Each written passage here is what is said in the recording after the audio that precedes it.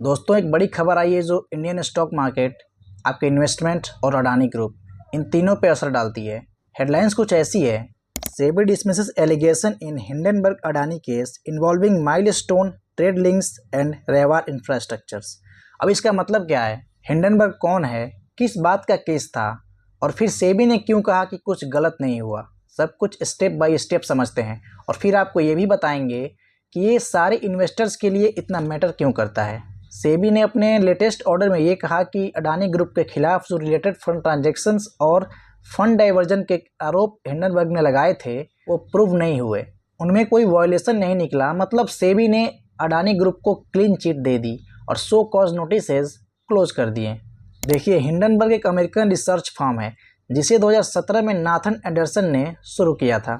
ये लोग ऐसी कंपनी को पकड़ते हैं जहां इनको लगता है कि वहां पे कुछ बड़ा फ्रॉड चल रहा है और फिर उनके शेयर्स गिरने पे उससे प्रॉफिट कमाते हैं। फिर मामला क्या है? जनवरी 2023 में हिंडनबर्ग रिसर्च ने अडानी ग्रुप के खिलाफ एक रिसर्च पब्लिश किया। रिपोर्ट में मेनली 3 बड़े चार्जेस थे। पहला यह था कि अडानी ग्रुप ने अपने ही शेयर्स मैन्युपुलेट किए। दूसरा यह था कि ऑफशोर या प्राइवेट कंपनी का यूज करके पैसा इधर उधर घुमाया, मतलब इन पे फंड डाइवर्जन का भी आरोप था।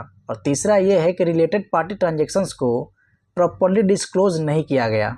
इन आरोपों को वीडियो में आगे बारी बारी से समझेंगे। इस रिपोर्ट के बाद अडानी के शेयर्स गिर गए, इन्वेस्टर्स घबरा गए और दुनिया भर में ये हेडलाइंस बन गई, जिसके कारण अडानी की इमेज भी कुछ हद तक डाउन हुई।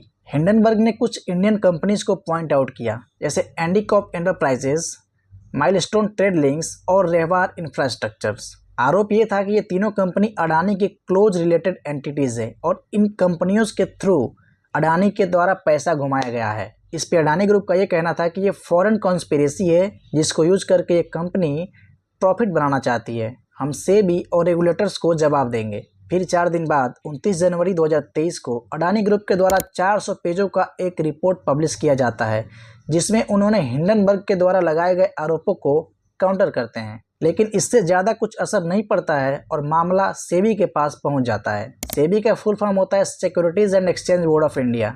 जैसे ट्रैफिक पुलिस रोड पे सिग्नल तोड़ने वालों को कंट्रोल करती है, वैसे ही सेबी स्टॉक मार्केट में रूल तोड़ने वालों को पकड़ता है।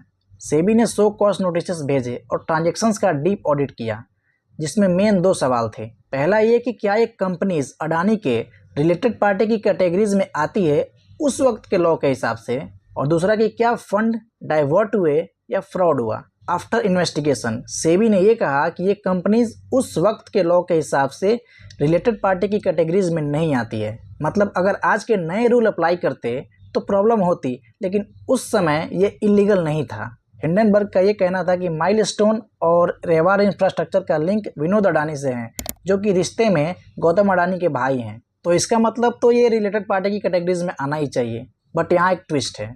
उस वक्त के लॉ, मतलब अप्रैल 2022 के पहले के नियम के हिसाब से प्रमोटर की brothers company direct related party categories में नहीं आती थी। मतलब अगर ये ट्रांजैक्शंस आज के डेट में हुए होते तो डेफिनेटली ये आरपीटी की कैटेगरीज में आती। पर सेबी का ये कहना है कि हम पुराने केस में नए रूल अप्लाई नहीं कर सकते हैं, इसलिए ये डायरेक्ट वायलेशन नहीं हुआ। और अगर फंड डाइवर्जन की बात करें तो सेबी का ये कहना है कि जो लोन्स दिए गए थे वो इंटरेस्ट के साथ जमा किए गए।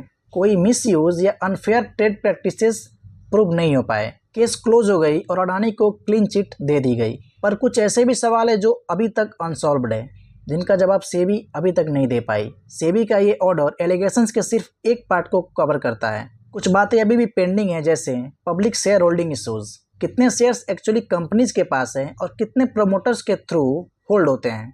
और दूसरा फॉरेन इन्वेस्टर्स, मतलब विदेशों से पैसा इन्वेस्ट करने वाले लोग, क्या इनका लिंक डायरेक्ट अडानी से है या नहीं है। मतलब कहानी अभी पूरी तरह से ख़त्म नहीं हुई। ये केस हमें ये दिखाता है कि लॉ में छोटी सी डिफिनेशन का फ़र्क कितना बड़ा इम्पैक्ट डाल सकता है। जो ट्रांजैक्शंस आज के डेट में इलीगल हैं वो उस दिन के रूल के हिसाब से बिल्कुल लीगल थे।